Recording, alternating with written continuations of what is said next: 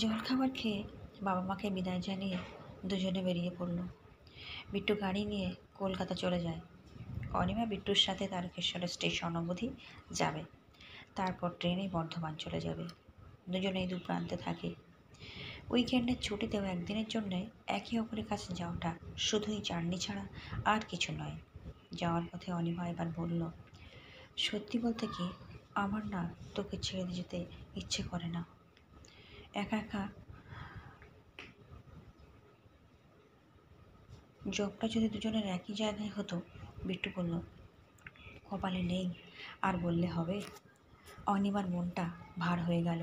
কিছুক্ষণ চুপ থাকার পর অনিমা হাত ঘড়িটা একবার দেখে দেখে বলল, বলছি আমাকে 8:30টার ট্রেনটা ধরিয়ে দে, নয়তো বর্ধমান পৌঁছতে দেরি হয়ে যাবে। কিন্তু দেরি হলে সেই বসের মেজাজ শুনতে হবে আমার।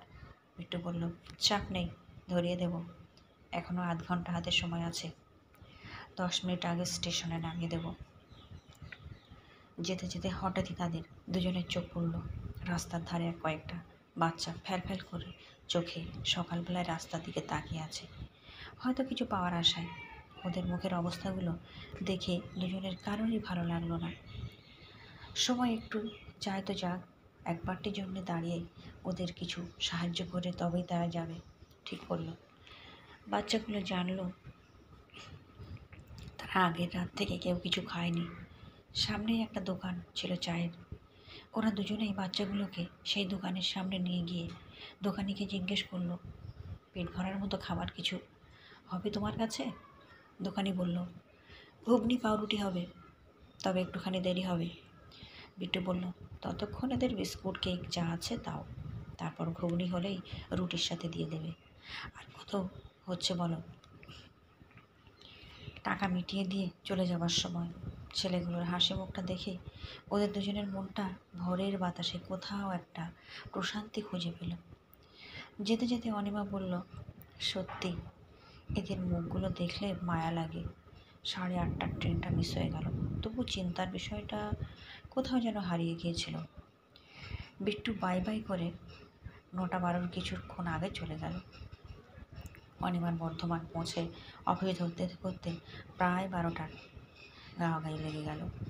অফিসে পাটা রাখতে আবার একটু দুরু করতে লাগলো।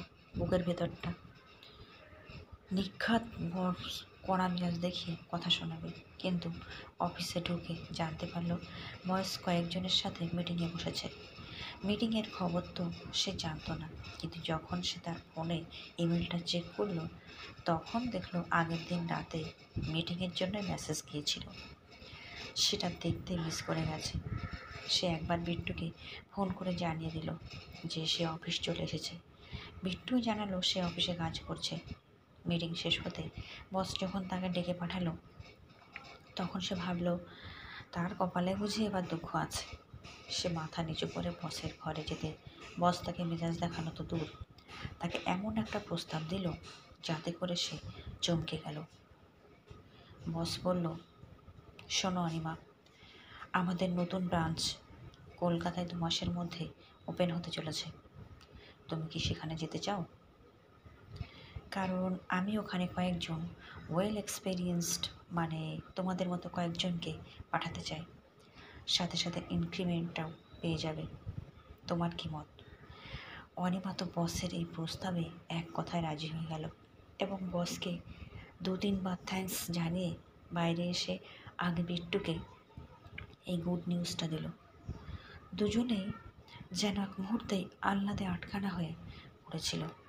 কি জানি, সবই হয়তো তাদের সেদিনের ওই ভালো কাজটা করার ফল। ঈশ্বর হয়তো সব দেখেন।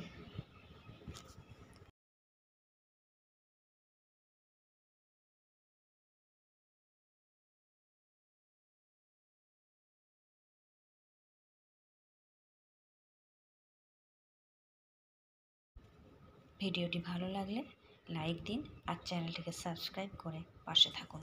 ধন্যবাদ।